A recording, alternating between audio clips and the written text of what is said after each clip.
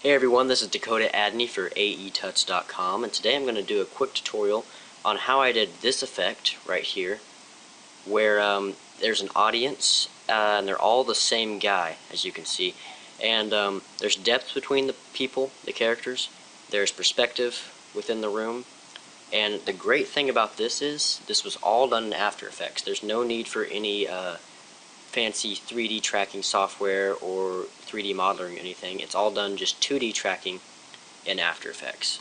So speaking of After Effects, let's jump right into here and start this tutorial. So I'm going to bring out my raw footage, which is this. And as you can see, along the pews here, I have these green dots. And these were just stickers that I got at Walmart. And they're like the things that you would put prices on at a garage sale or something. They're just like fluorescent green stickers. You can use whatever color you want as long as they stand out compared to the rest of your environment. So what we're going to do here is, you can see as I go along, there's probably 10 or 15 of them here. We're going to track each one of these points separately. And to do that, we're going to start by clicking Layer, New, and making a new null object. And then I'm on my tracking pane already, so just select your raw footage and hit track motion. And then you can take your tracking point here and just set it on the first one. It doesn't matter which one you do first. Just pick it, and you may need to adjust the size, whatever you think is necessary. I'm going to do mine right about there. And over here on the tracking options, you don't really need to change anything. We don't need rotation. We're just going to do position because the sliding movement doesn't really go up and down or shake. It's really just one direction. Right on the x-axis it slides. Alright, let's edit and target. Actually, it's already on null 1. Just make sure that your target is on the first null. Click OK, and then click track forward. And slowly but surely it will go. I'm going to pause this recording and come back when the first track is complete. Okay, so my first track is complete. As you can see, there's the line of motion here, the path. So after it's done tracking, make sure that the target over here is on your null object, and then hit apply, and then OK to the X and Y axis. And now, if you zoom in here, you can see that this null is tracked, or at least the corner of the null is tracked to that point throughout the entire footage.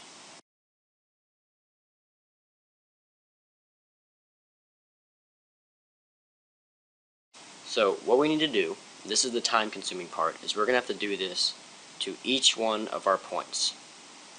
So you're going to do the exact same thing.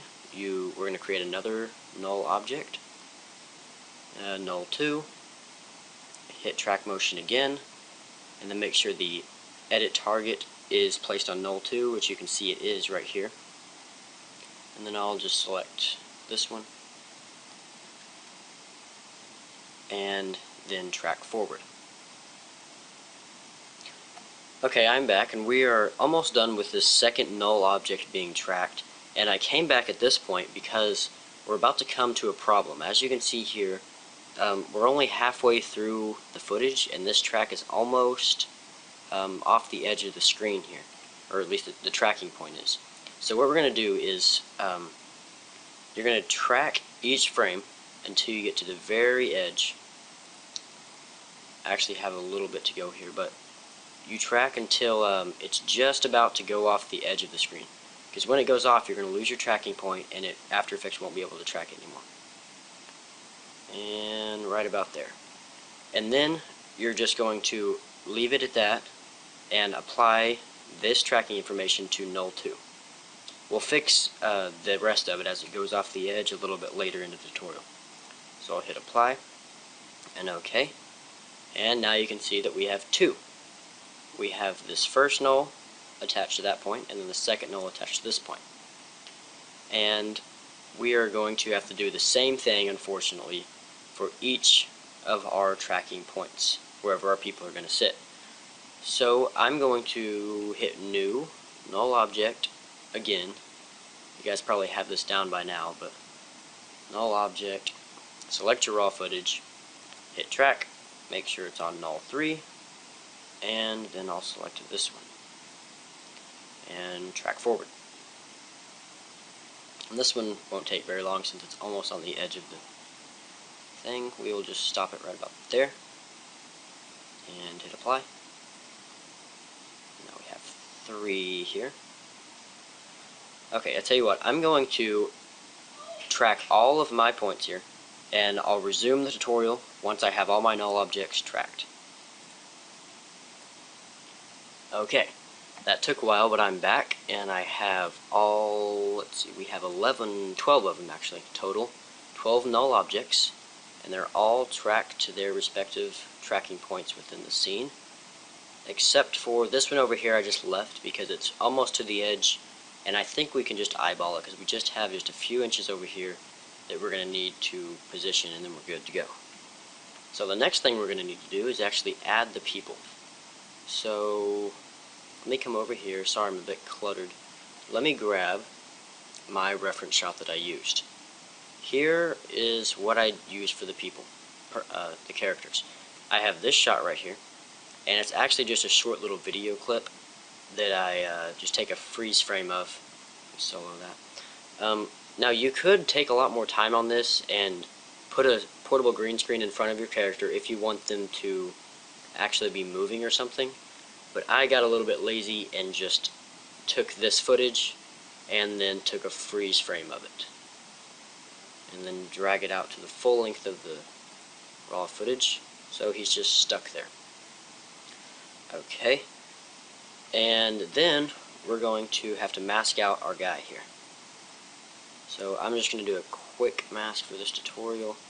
You can take as much time as you want on this. Like I said, you could use the green screen, you could make your masks perfect if you're a perfectionist, or whatever you want to do. But I'm just going to kind of go around him.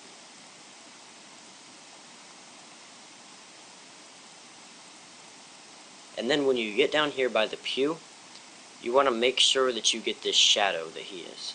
Now we have a little bit of conflict here with this green, so just kind of go around the green, but try to get that dark area, because you want the shadow there to make it look more realistic. Alright, and end it off. Okay. And it looks a bit choppy, as you can see, so you can mess with the feathering. I can do like 5 feathering, wherever you want to do, and then take it off. And you can see that we have our big guy here. He's a little bit too big, so you can mess with the scaling, and I'll probably put it on this null object first since it's the farthest to the front. And what I did was scale him in comparison to this first guy, because the first guy is actually sitting there, so we know that his size is correct. So I would say that that is probably about the size of the first guy, maybe a little too big. And then since this other null object is like 5 rows back, you want to make it a little bit bigger. So I did, each row I added about 2% scaling. Now this will vary compared to, in relation to what your resolution is on your footage. But you can just eyeball it, whatever you think looks best. You can mess with the rotation. I think that looks alright. Maybe a bit big, but it'll work for now. And we don't have to worry about how it looks in the coloring. We can fix each person once we just get him positioned. So once you have your man positioned where you want it, you need to parent that to the null object that you put it on top of. So that null object is null1. You can see that if you click it, it'll light up down here. So you take the parenting whip tool right here and whip it to null1. And now you can see that when the camera moves, he sticks to null1. And he will keep sticking null1 all the way to the end. And we're going to do this for each null object, so we have a person tracked or parented to every null object. Now you could use multiple shots, but on mine I used this same picture for every one of them. And, so I'm just going to duplicate this guy by hitting Control D and then bring him over to this one. You may have to mess with the scaling a little bit. Now this tutorial doesn't have any expressions or formulas. You just stick it where you think it looks right. If it looks right to you, looks right to your eyeball, it's going to look right to everyone who views your video. So I think that looks good. I mean, I didn't really mess with the scaling much, but I think that looks about right. And then check and see which null it is. That is null 2. So you take your man, use the pick whip, and parent it to null 2. And now he is tracked to that null. Okay, let's do this again. Control D. Do him a little bit bigger because he's a little farther back in the pews there. And then track it to, well, let me make sure here. That actually is null 4. We skipped around, so take this man and parent it to null 4 with the pick whip tool. And he is stuck there. And I'm going to go ahead and parent all my characters here and get them all scaled up in the right sizes, and I'll be right back. Okay, I'm back, and I have all of my men tracked to their respective null objects. And it can get a little bit confusing down here with all of these null objects and your people, your pictures. So I renamed them Tommy 1 through 12 and then Track 1 through 12. So you can name them whatever you want. Just select it and click enter, and you can type in test blah blah blah, whatever you want to do, and just name it whatever you want. Alright, and you might have noticed here, when you put your people on here, a good thing to do if you're going to use the same picture is you can take your person, like let me select this one, and so it doesn't look like you have the same picture every time, you could take the guy and make him a 3D layer by clicking this little box over here, 3D layer, and then you can see like the 3 little arrows here. You can take your rotate tool by clicking W or clicking up here, and you can rotate him on the Y-axis. So you can flip him, kind of invert the picture, give it a little bit different look. I mean, people might be able to tell if they are really critical about it, but I don't think they would notice if you just flipped it. So you can see that this guy is facing that way, and then this guy is facing that way. So flipped. Alrighty now. Now it's looking pretty good so far, but it still looks a little bit, I don't know, distant, a little bit empty. So what I did to kind of fill those gaps is I put people right here in the foreground. And I didn't have a tracking point for that, so I just had to do whatever looked good. I just kind of had to eyeball it.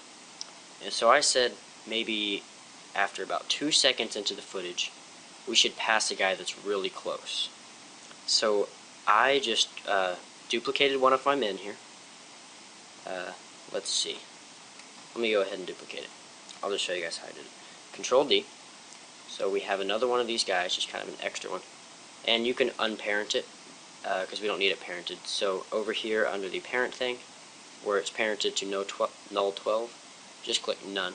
So he's just kind of free to go wherever he pleases. We're going to scale him way up, because he's going to be in the foreground. He's just going to be like right here. We're going to pass by him. Probably even more, because he's going to be sitting just right in front of the camera. And we're going to start him off just where he's off the screen. And now that you have him right off the screen, you're going to hit the P button on your keyboard, and that'll bring up the position. Sorry, let me go to right about 2. It's just wherever you want to start it. So I'm just going to go right about 2 seconds, and then click the stopwatch on the position, because we're going to keyframe it, and then go over to maybe 4, and then take your guy and move him to the other side. Oh, whoops, looks like I have a problem with my mask here. Let me go ahead and fix that. I must have clicked the wrong thing. Okay, mask is good enough. So we bring him to the other side, like he just passed in front of the camera, just off the edge, and let him go. So now you can see that over the course between 2 seconds and 4 seconds, he passes in front of the camera. Now I think he's moving a little bit too fast here. Maybe. So you can take your keyframes and spread them out. Maybe you want to do 5 seconds. Then let's get a little preview here. I'll just start from right about there. Let's render out a quick preview just to see how fast he's going across there. It's kind of hard to tell when you're trying to buffer through with your CTI. And that should be good. And then just hit. Yeah, he's still moving a little bit fast. So let's bump that up. Bring this to maybe 5.5 or 6. I think that looks good. You just gotta kind of keep the perspective. If you look at these two, and just kind of take note of how fast they pass each other, you could kind of judge how fast to put this guy. Let's do it about 6. Okay, I know what you're thinking. It does not look like this guy looks right here. He's kind of weird looking. So you're going to select the guy, or the one that you're going to put in the major foreground like this, and go to Effect, Color Correction, and Levels. And we're going to darken him a bit. Oh, it looks like I already had that. Let me delete that. So you just have levels here. And you're going to take your input black, and you're going to turn it up. I'm going to make him a little bit darker. Now I don't know why he would be darker. It looked better to me. If he was close to the camera, he was a little bit darker. I don't know. It made it look more like he was in the major foreground there. Okay, that'll be good. You guys can mess with the levels however you want. Just whatever matches your footage here. Now we're going to do I did another one of these in the foreground later on, just towards the end. After that guy passes by, I started one right about here. And as you can see, he's already there. So let me turn him on so you guys can see it. And we're just going to do it the same way. You can see that I did the stopwatch on the position, and I started him just off the edge. There's his ear, you can see. And then he comes on by. And here he comes. And then that's where my footage ends. It just stops right there. You can see I made him darker as well. His hair's darker. Okay, so that looks pretty good. There's the whole footage. So now you can start, after you have all your characters placed where you want them, you can start adjusting the fine detail, like you look at the real guy that you have sitting up here, and then maybe match the edges with this guy. If this guy's real blurry, you may want to blur this one out. And then as they get closer to the camera, you're going to want to make them sharper, because it's the depth of field there. The farther one, they'd be blurry, and then right here in the middle would probably be the clearest, and then the guy that's really close, like this, would probably be blurry too. Okay, now you can go ahead and shut off these null objects. You don't need to see these little squares. So all of they should be red by default, but all the ones that were nulls 1 through 12, you can click the bottom one, hit shift and click the top one, and then turn off their little eyeball so you can't see them. That looks pretty good. They're all tracked on there. One other thing I forgot to tell you guys, when you're putting all your people here, as you can see that this one is the farthest, and almost every guy passes in front of that guy as you move along through the footage. And then this guy in the back, he doesn't have anyone pass in front of him. So when you're layering your men, you should make sure that the guy in front is at the bottom of, let me move this up, he's at the bottom, because you want every other guy to be on top of him when they pass in front of each other. So you can see that the guy that is in the major foreground here, he's almost at the very top. And then the very first guy is all the way at the bottom here. Alright, now we have to worry about getting rid of these little tracking points, because you don't want people to see those, because then it'll give your secrets away. So you're going to pre-compose the whole composition we have here. So I just click the top thing and then scroll down, hit shift and hit the bottom thing, so you have everything selected, and then hit Control Shift C on your keyboard. That's Control plus Shift plus C, and move all attributes. That's fine. Hit OK, and that basically just combined it all into one composition, so you don't have all those confusing layers and stuff. And what we're going to do now is we're going to make a new solid by going to Layer, New, Solid, and just make it a brownish color, just something that should be in place of these green things, but they're not. So right about there, just make it brown, and then drag it underneath your thing, and then select your footage or your composition, and go to Effect, Keying, Keylight 1.2. And then you're going to take your little color needle thing here, color dropper, and select the green. You can tell what color you have by this little RGB info palette up here. Just select right in the middle of the green, and it'll change your key color to green. And as you can see, it took away those dots, but it took away some of the color in those leaves up there, as you can see when I turn it off, and it kind of took away a little bit of the green from our entire footage. So what we're going to do is go ahead and turn that back on, so you have your dots keyed out, and then we're going to duplicate our footage, and then on this top one you can go ahead and delete the key light, because the top one we just want clean. And then on the after you have the top one selected, hit the rectangular mask tool up here and drag it just above where your key points or tracking points stop. So I don't have any more from there on, so I'm going to leave all of that clean. Alright, and just so you get the idea here, this top one, we're just using this part. So we can go ahead and leave that clean because there's no key points, tracking points, or anything. And then you turn the bottom one on underneath it, and this bottom half actually has the keying because it keys out the little tracking points. And if you need to, if it doesn't match up very well, you can take that mask that you made and feather it, I don't know, like 50, whatever you want to do. I think 50 will be good. And you can mess with the color keying, the key light, just to make your points blend into the scene better. And well, when you look at it, I mean, you're probably going to be able to pick them out. You're going to say, well, that's where my tracking point was. You might be able to see it a little bit. But if someone's just watching your scene, they're not going to be looking for tracking points unless they're just like really critical about your thing. See right there? I mean, you can kind of see it, but people aren't really going to notice. Just the more you mess with the settings over here, the better you can hide your tracking points. And that's about it. All I did on mine, one thing I did on mine was I just did Layer, New, Solid, and I created a black solid to make kind of a vignette around the footage.